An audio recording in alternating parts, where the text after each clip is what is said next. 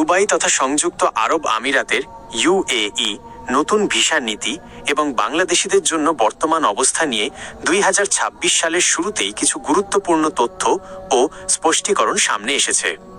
বিশেষ করে সামাজিক মাধ্যমে ছড়িয়ে পড়া কিছু বিভ্রান্তিকর তথ্যের বিপরীতে সঠিক অবস্থা নিচে তুলে ধরা হলো। ভিসা কি আসলেও বন্ধ? গুজব বনাম বাস্তবতা।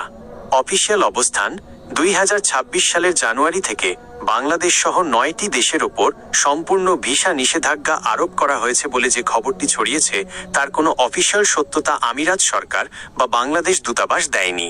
বাস্তবতা, বাংলাদেশ দূতাবাস এই খবরটিকে ভুল তথ্য হিসেবে অভিহিত করেছে। তবে এটি ঠিক যে বর্তমানে সাধারণ ভিজিট ভিসা বা অদক্ষ শ্রমিকদের জন্য ওয়ার্ক পারমিট পাওয়া অনেক বেশি চ্যালেঞ্জিং হয়ে পড়েছে। 2. বর্তমান ভিসা পাওয়ার পরিস্থিতি।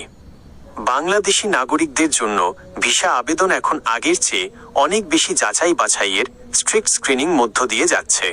রিজেকশন রেট, আবেদনকারীদের অনেকেরই ভিসা রিজেক্ট হচ্ছে, প্রায় 80-90%। মূলত সিকিউরিটি ক্লিয়ারেন্স এবং পর্যাপ্ত ব্যাংক ব্যালেন্সের অভাবে এমনটি হচ্ছে। পেশাজীবী ও ফ্যামিলি ভিসা, ডাক্তার, ইঞ্জিনিয়ার বা বড় কোম্পানির উচ্চপদস্থ কর্মকর্তাদের হাই প্রফেশনালস জন্য ভিসা পাওয়ার সুযোগ এখনও আছে।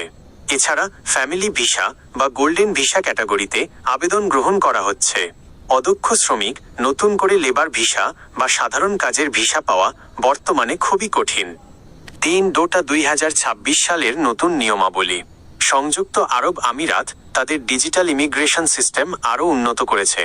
2026 সালে কার্যকর হওয়া কিছু নিয়ম হল: ব্যাংক স্টেটমেন্টের কড়াকড়ি, ট্যুরিস্ট ভিসার জন্য আবেদনের ক্ষেত্রে এখন অন্তত $4,000 বা তার সমপরিমাণ টাকার ব্যাংক ব্যালেন্স থাকা বাধ্যতামূলক করা হয়েছে।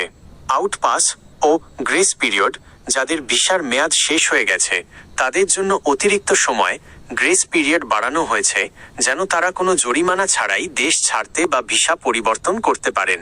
প্লাস্টিক ও পরিবেশ আইন, পর্যটক হিসেবে দুবাই ভ্রমণ করলে ওয়ান টাইম প্লাস্টিক ব্যবহারে সতর্ক থাকতে হবে, কারণ 2026 থেকে কঠোর জরিমানা কার্যকর হয়েছে।